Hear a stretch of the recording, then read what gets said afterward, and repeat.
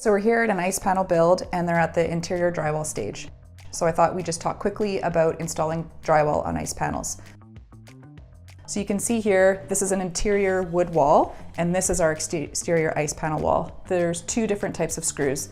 So the silver is a self-drilling drywall screw for steel stud, and this brown one is a drywall screw for wood.